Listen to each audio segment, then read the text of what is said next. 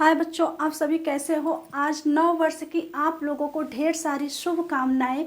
उम्मीद करते हैं कि इस वर्ष आप लोग अच्छे से पढ़ाई करेंगे और अच्छा मार्क्स लाएंगे। हम आज लेकर आए हैं आप लोगों के लिए तत्सम और तद्भव।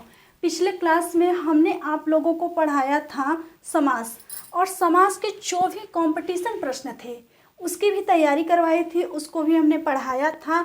और आप लोग उम्मीद करते हैं कि पढ़ चुके होंगे पिछले साल में। इस साल हम लेकर आए हैं तत्सम और तद्भव कि क्या होता है, इसको पढ़ाएंगे और इसका भी हम आप लोगों को कंपटीशन प्रश्न पढ़ाएंगे, तैयार करवाएंगे। जो कोई भी कंपटीशन एग्जाम हो आप आसानी से सब बता सकते हैं तथा हल कर सकते हैं और पढ़ भी सकते हैं जो हमने पढ़ाया है।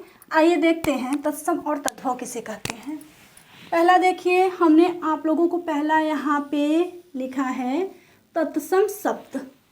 जो तत्सम शब्द होता है, तत्सम शब्द किससे कहते हैं? तत्सम शब्द तत् धन सम से मिलकर बना है। तत्सम शब्द किस दो शब्द से मिलकर बना है? तत् और सम से मिलकर बना है, जिसका अर्थ है उसके समान। जिसका अर्थ है तत् का धन, तत् माने क्या होता है? उसके, सम माने समान। इसका अर्थ क्या होगा? उसके समान। किसके समान? आप लोगों को ये लग रहा होगा कि किसके समान है। यहाँ पर देखिए, अर्थात संस्कृत। किसके समान? संस्कृत के समान। जो शब्द संस्कृत के समान होते हैं मुख्य रूप से उन्हें हम क्या कहते हैं? तत्सम शब्द कहते हैं। अब यहाँ पर देखिए, जो शब्द संस्कृत भाषा से हिंदी में आए हैं। कैसे आए हैं? सीधे जो संस्कृत भाषा से हिंदी में प्रयोग किए जाते हैं उन्हें क्या कहते हैं? तत्सम शब्द। और ज्यों के त्यों प्रयुक्त हो रहे हैं, वो शब्द क्या है? तत्सम शब्द हैं। जैसे राजा, पुष्प, कवि, अग्नि, वायु इत्यादि। इतना आप लोगों को समझ में आ गया कि जो शब्द संस्कृत के जो शब्द है वो जैसे के तैसे हैं, उसमें कोई परिवर्तन, कोई बदलाव नहीं है। ऐसे शब्द क्या है? तत्सम शब्द कहलाते हैं। जैसे कि आप पढ़े होंगे राजा। राजा हिंदी में भी राजा लिखा जाता है, संस्कृत में भी राजा लिखा जाता है।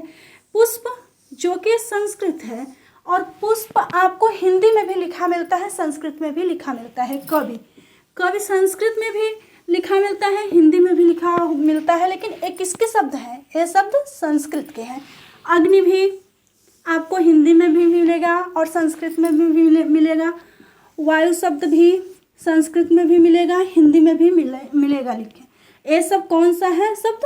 तत्सम शब्द आपका है। अब दूसरा देखिए, दूसरा शब्द है तद्भव। तद्भव शब्द, तद्भव शब्द क्या होता है? तद धन भव। अब यहाँ भी देखिए कि जो तद्भव शब्द है वो कितने शब्द से मिलकर बना है? दो शब्द से। कौन कौन से शब्द हैं? तद धन भव। तद माने क्या होता है? उससे, और भव माने उत्पन्न या विकसित। अब देखिए, तद्भव से मिलकर बना है, जिसका अर्थ उससे उत्पन्न या विकसित है। किससे उत्पन्न? किससे उत्पन्न है? किससे विकसित है? इसकी क्या पहचान है कि किससे उत्पन्न है, किससे विकसित है? पहले आप लोगों को ये पहचानना है, ठीक है। एक किससे उत्पन्न है। अब यहाँ आगे देखिए, अर्थात वे शब्द जो संस्कृत से उत्पन्न विकसित हुए हैं। यहाँ पे आप तद्भव दोनों को, जब दोनों शब्द को मिलाएंगे तो उसमें आपको क्या मिलेगा? उससे उत्पन्न। किससे उत्पन्न? संस्कृत से उत्पन्न जो शब्द है उसे क्या कहते हैं? तद्भव शब्द कहते हैं। या फिर देख लीजिए, उनका स्वरूप बदल गया है, तद्भव शब्द कहलाते हैं। जो यहाँ पे हम तत्सम पढ़े थे, जो संस्कृत के शब्द थे, जब वो शब्द बदल जाते हैं तब वो तद्भव हो जाते हैं। जो संस्कृत के शब्द हिंदी में प्रयुक्त होते हैं तो वो क्या हो जाते हैं? तद्भव। ये हमेशा आपको ध्यान में रखना है कि यहाँ पे देखिए, जो शब्द हमने दिए हैं, जैसे कुछ शब्द हम ले लिए हैं तद्भव के भी, मोर, चार, फूल इत्यादि। यहाँ पे आप पुष्प पढ़े थे, संस्कृत में क्या पढ़े थे? तत्सम में पुष्प, और तद्भव में हमने क्या यहाँ पे आपको दिया? फूल।